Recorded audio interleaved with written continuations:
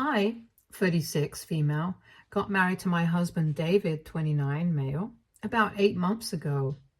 We were together for 2 years and we have a great relationship. Can't say the same about my mother-in-law though. I can tell that she doesn't like me. Not that it makes any difference to me, but it just makes it very inconvenient for me when we are at any event where his family is also present. We also usually celebrate the holidays at his mother's place, so that's also really awkward for me. Knowing that she doesn't like me and can't stand the sight of me, but if there's anybody who she dislikes more than me, it's got to be my son, Ben. My son is 7 years old, and I had him with my first husband. My previous marriage, unfortunately, did not last for very long. Not because of any issues that I had with my husband, but more because of issues that my husband had with his health. I'm trying to put it lightly so that I don't end up crying while typing this out, but I lost my ex-husband Jacob to a heart attack. It was very sudden. Nobody saw it coming, and it was a very difficult period of my life. Jacob and I were practically soulmates, and I still miss him. We had met at the company that we first started working at. Both of us were new, and that's how we bonded. I got married at 23 after dating him for almost 2 years, and at 27, I conceived Ben. At 29, I lost Jacob, and my world turned upside down. Ben was 2 years old at the time, and after my husband passed on, I almost lost my will to go on with life. But it was Ben who gave me the strength to continue. So, in a way, I owe everything that I have to my son. I met David 4 years after I had lost Jacob, and for the first time, I felt like I was connecting with somebody on a level that I had initially connected only with Jacob. I was a little skeptical because I was a widow and I had a son and he was much younger than me, and I really felt like not enough time had passed for me to move on for it. But I was more worried about what people would have to say if I started dating somebody else, just 4 years after my husband had passed away. However, my friends and family told me that it was the right time for me to move on, and if I really liked him, then I shouldn't stop myself from acting on it. So when David asked me out, they were the ones who encouraged me to say yes, and I think it's been a great decision. David is a wonderful person, and I love him so much. I know that he loves me, and he respects the fact that I was married before. He respects Jacob and Ben and has always been really sweet and thoughtful about it. I just wish I could say the same thing about my mother-in-law, since she is literally evil incarnate, and I can't believe somebody like David was born to her. Now, before I say anything else, I just want you guys to know that David literally had absolutely no idea about what kind of a person his mother, Frida, is. And I never told him because of my personal reasons. Right from the first time that we met, she had started making weird comments about me, about how she believed that it was too soon for me to have a relationship with another man. Literally just 4 years after my first husband had passed away. She also did not seem to approve of the fact that her son was in a relationship with somebody who was much older than him and also had a child. David was 26 at the time, I was 33, so it's not like we were kids, but she had her reservations. With time, it started getting more obvious to me that she did not like me and my son. At least I was old enough to handle the fact that she did not like me, but Ben was just a child, and she would treat him really badly whenever we visited her. She would speak to him in a really curt way, and Ben would never be able to understand why he was being spoken to that way when he was only trying to get in her good books. So Ben would keep trying to win her over, and she would just keep pushing him away. She hated him, and I knew it.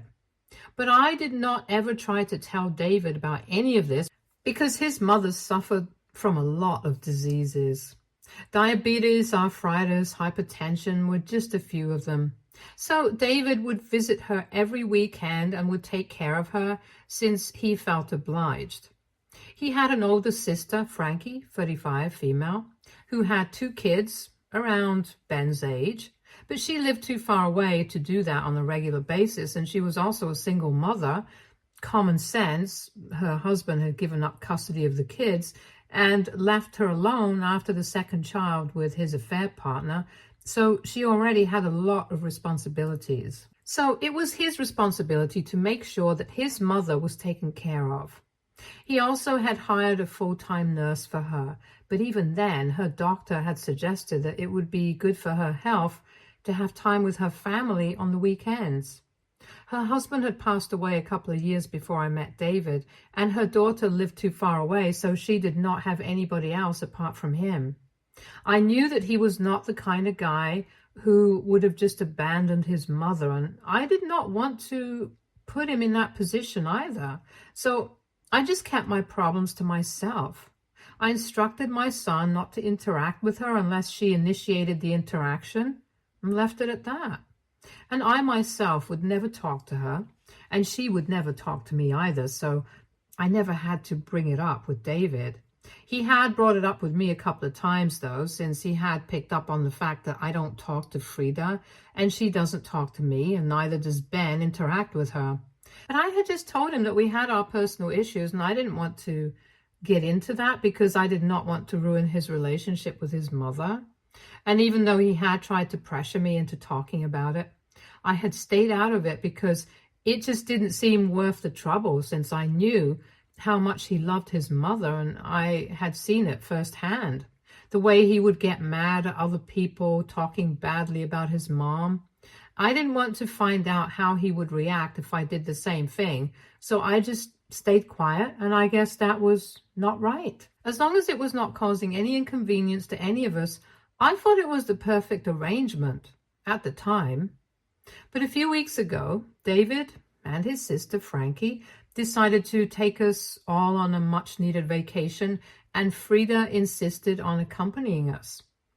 I didn't have an issue with it, since she said that she would be paying for her own flight tickets and would be staying in a different room, but in the same hotel. And as long as I knew that I would not have to interact with her, I was fine with it. Unfortunately, Frankie was not able to accompany us because 2 days before the flight, she sprained her ankle, and it was not recommended for her to travel anywhere in that state. However, since she had promised her children that they would be allowed to go, she sent them on with me and David. He took us to Miami, and literally on the second day of our vacation, Frida decided that she was going to do the worst thing on the planet. I was asleep in my room and taking a nap in the afternoon, and so was David. We were literally knocked out because we had spent the entire morning on the beach, and I guess at some point Frida had knocked on the door, but we hadn't been able to hear it. And Ben was the one who opened the door. Big mistake. Since then, Frida talked our son into accompanying her and promised him that she was going to get him ice cream.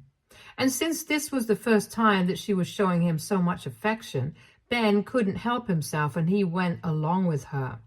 Then we woke up and didn't see Ben in the room, and also noticed that Frida was not in her room. We went to the receptionist, since Frankie's kids were also asleep and they didn't know where Ben was either. So we asked the receptionist if she had noticed them leaving, and she told us that Frida had indeed gone out with our son. We didn't think much of it because I assumed that maybe she was trying to make amends and took him out for something. I did not suspect her of anything because at that point, I did not consider exactly how insane she was. But when she came back home alone a couple of minutes later, I freaked out. That's when I understood just how deranged she was, and that I had made a mistake by not speaking about her hatred towards us. I had underestimated her, and I paid the price for it. Then she came back to the hotel that evening, and she was on her own, and Ben was not with her. So I immediately started panicking, and I asked her what she had done to our son. She looked a little offended, but I could sense that she knew exactly what was going on. She told me that they had been roaming around in the streets near the hotel, but Ben had left her side at some point, and she had tried to look for him, but he just got lost in the crowd. I did not buy one word of it, and I decided to talk to the hotel authorities and alert the cops immediately. David was also really pissed off, and he absolutely tore into his mother while she tried to fight with him and said that it was not her fault. I was too worried about my son to care about any of that, and I thought that I would deal with her later. I am extremely thankful to the police department and also the hotel authorities who brought back my son safe and sound within half an hour. But those 30 minutes were probably the most difficult ones of my life, and I will never be able to forget how I felt at the time. Once we had found him, he told us that Frida had left him at a shop nearby and told him to sit there and wait for her, but she never came back. The shopkeeper, thankfully, had been a nice guy and had given him some candy and had actually asked him a bunch of questions to find out what was going on. So he called the hotel authorities and alerted them about this missing child. And that's how they were able to find him. Frida is literally insane. Her plan had been to abandon my son just because she hated him so much. After that incident, I did not see a point in trying to keep the peace, and I told David exactly how she had been treating the two of us ever since we had become part of his life. And even though earlier I had believed that he would stand up against me and take his mother's side, he did not do that, and he was furious with his mother. We got into a huge fight, and we even pressed charges against her. But since we are not local to that area, it's going to be a bit of a problem for us to show up for court appearances.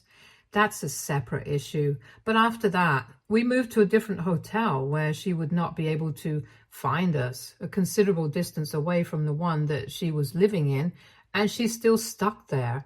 Since then, we have not been in touch. She did not even pretend to be sorry for what she did and said that I was a woman of loose morals for getting married to David just a couple of years after my first husband had passed away, and accused me of using him for his money and being with him just because he was young and attractive and I couldn't find somebody like that for myself. Now that I was ran through. I'm not making it up right now. These are the exact words that she had used for me in the hotel. And I could tell that she had been waiting for an opportunity to say all this about me. She just wanted to humiliate me. That was it. But she had never considered that David might not stand with her when she was actually in the wrong. So he cut her off, and now we are no longer on speaking terms with her. We would have also gone back home, but David and I spoke about it, and we thought that it was more important for the kids to have some fun because what happened was really traumatizing. We believed that instead of cutting the trip shorter, it would do them a lot more good to have a little more fun and try to forget about this incident. However, the day after the incident took place and we communicated that to Frankie, she hopped onto the very next flight and took her kids back home. She told us that she appreciated what we had done and really liked the thought, but she could not believe that something like this had happened and just wanted her kids near her. And we understood what she meant. So we did not feel offended at all, and she went back home with her kids. She also told us that she was going to ban Frida from ever seeing her children again because what she had done was just not okay. And she was still in disbelief over it. She had passed on the message to Frida as well through an email and told her that if she ever showed up near her children again, then she would call the cops and get a restraining order against her. Now, it has been 2 weeks since we returned from the trip, but David's behavior has been all off. His mother is still in Miami and is in jail, and the trial is supposed to begin in a couple of days. He has been very distant ever since we came back from the trip, and yesterday I finally decided to confront him, and he told me that he was upset. Not just because his mother was in trouble, but also because he felt like I did not trust him. He told me that he was upset that I had never told him about his mother's behavior with us, and he believed that if he had intervened in its early stages, things would have never turned out this way. I know that he didn't say it. And I know that he is kind of right in a way, but I also feel like he's trying to imply that if I had just told him how Frida had been acting with me and Ben, he would have been able to prevent this from happening.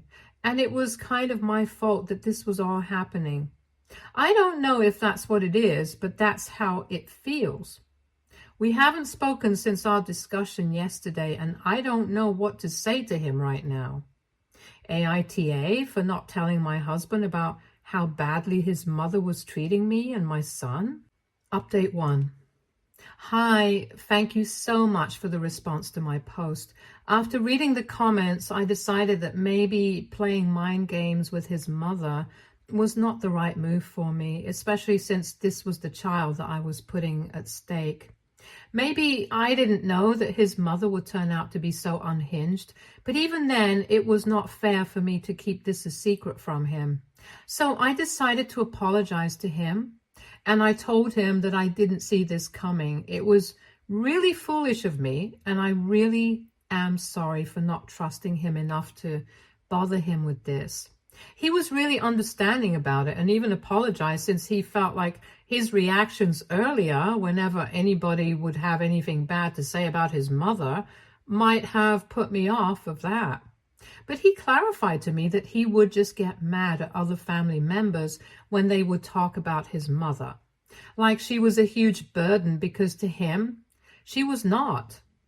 This situation obviously was very different, and he was willing to admit that what his mother did was extremely messed up, and that she deserved whatever punishment came her way. So I am glad that we talked things out and there is no weird air between us anymore. We are back to normal, and I really appreciate all the advice that people gave me here. Update 2.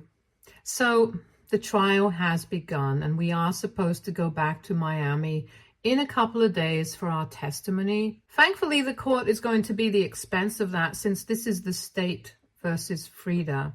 We won't have to pay out of our own pockets this time. But then again, this is not a vacation that we are going on either. David and I are actually pretty nervous and don't know how to feel about any of this. On one hand, we are happy that justice is going to be served. I, especially, am really relieved that I don't have to deal with Frida ever again. But on the other hand, this is David's mother, who's getting into a lot of trouble, and even though she deserves it, both of us kind of feel uneasy about it. So I don't know, I guess we're just lucky that there are a lot of witnesses to testify against her, and we won't be the only people against her there. However, we definitely will be the only family. They might call Frankie as well, but I don't know if she's going to testify against her mother or have any sort of contact with her either. She has made it very clear that she doesn't want anything to do with Frida and has banned her from seeing her or her kids ever again. So I highly doubt that she will want anything to do with the situation right now. From what we know, Frida has been under house arrest so far. The people at the hotel did not want to let her stay there anymore, so she had to move out and stay with a friend of hers. I don't know how she got somebody to agree to let her live with them, given the circumstances, but I guess her friends are just as deranged as she is. No big surprise. Update 3. Hello. David and I landed in Miami 2 days ago, and today we had to testify against Frida. We've left Ben at home with the sitter full time for now. It was kind of daunting, and I couldn't help but feel bad for her. However, as soon as I remembered what she had tried to do to Ben, all of those feelings just went away instantly. It was a relatively straightforward process. I just had to say my side of the story. And it matched with what everybody was saying as well. The people at the hotel and the guy at the shop who had watched over Ben. So I really don't think that she has any way out of this. Not even the best of the best lawyers could save her and talk their way out of this. I'm sure that she will get jail time for what she did. She looked really distraught throughout the time that we were around her, and after everything was adjourned, she tried to approach us. But David and I looked the other way and decided to leave. We did not want to speak to her. And I honestly don't think that it would have been a good idea because I was in no mood to hear any of her stupid excuses. So we just walked away, and that was it. David has been pretty quiet since then, and I don't blame him. This must be a lot more difficult for him than it is for me. But he has been braving it all for me, and I'm really proud of him. I am sure that it must not have been easy for him to stand up against his mother, but he still did it, all for my sake, and for Ben's. He chose to do the right thing rather than do the easy thing and try to come up with excuses for his mother's behavior. And I couldn't be proud of the fact that I married such a man. Maybe a lot of people will think that this is a very insignificant thing and that everybody would stand up for this. Not a big deal. I know how attached David was to his mom and how much he loved her, but even then, he chose to do what was right, and not a lot of people have the courage to do that. So I have to give him credit where it's due. It was really brave and righteous of him. Update 4. It has been a while since we testified, and today the verdict was announced. Frida is going to jail for 1 year, but she might get out earlier if she behaves herself. And for her sake, I hope she does. We have also been thinking about filing a restraining order against her, but I think we will do that after she gets out of jail because while she's in there, then there's no point in us doing that. So for now, she's going to have to stay away from us and everybody else, whether she likes it or not. It's going to be pretty sad for her since she's going to be held in Miami jail and not here, so nobody will get to visit her. And I did not have any intention of visiting her either. But now, even the people who did like her are not going to be able to visit her. I just keep thinking about what exactly would have happened if that day Ben did not come back, and that makes me feel like everything that's happening to her, she deserves all that, and worse. I don't feel any pity for her anymore, neither does David from the looks of it.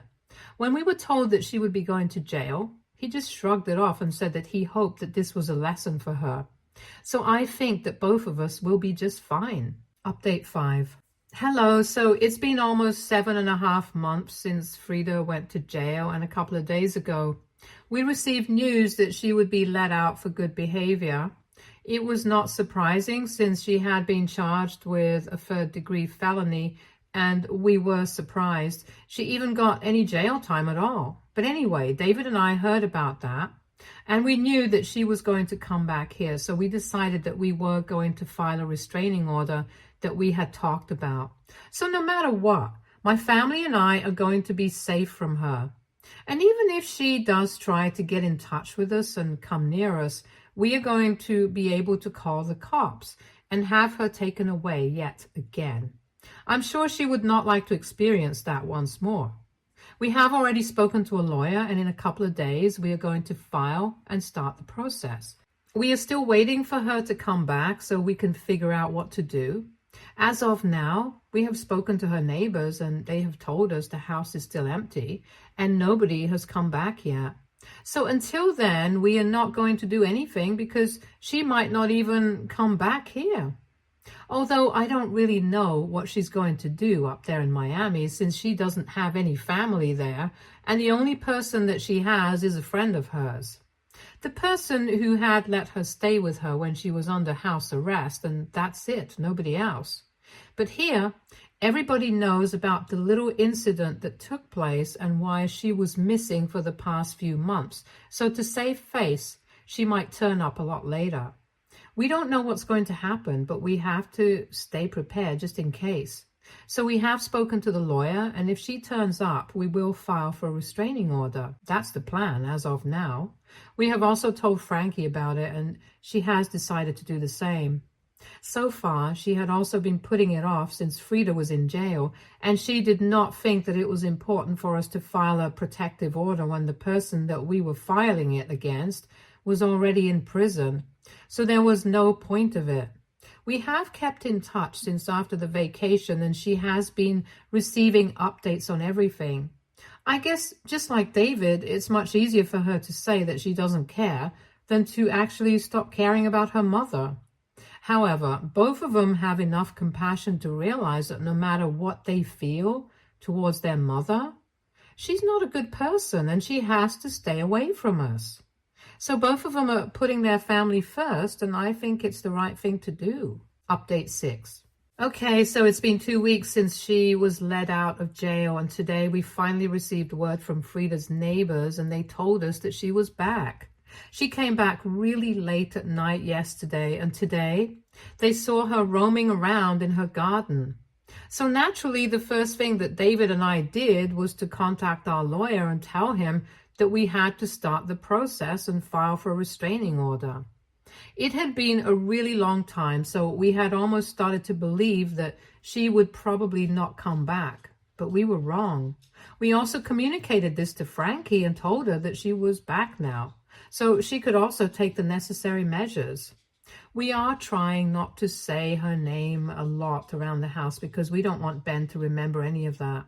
Just to give you guys an update on how he has been doing, we started therapy for him after we came back from the trip, and he's been doing well so far.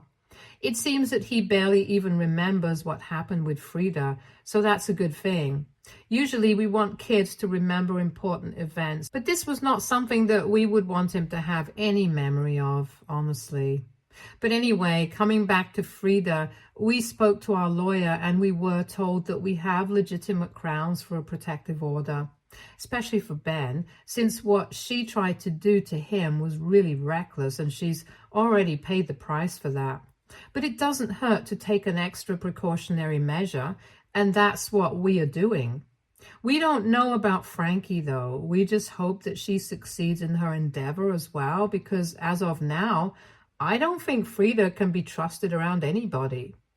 What she tried to do back then was unhinged, and I still have not forgiven her for it. Maybe she has paid the price of it according to the courts and jails and law. She is clear according to them, but in my eyes, she will never be forgiven, and that's just something that I'm sure of. For now, I'm just going to prioritize my family and make sure that they are doing all right. Especially David, since I know that this is also going to be pretty difficult for him. He has been quiet for the past few days. I know that this is tough on him, but he's putting on a brave face in everything that he does. It just makes me feel grateful that I have this kind of guy in my life, the partner that I could have asked for. I know everything will be fine. Stay tuned for more stories from our girl relationships.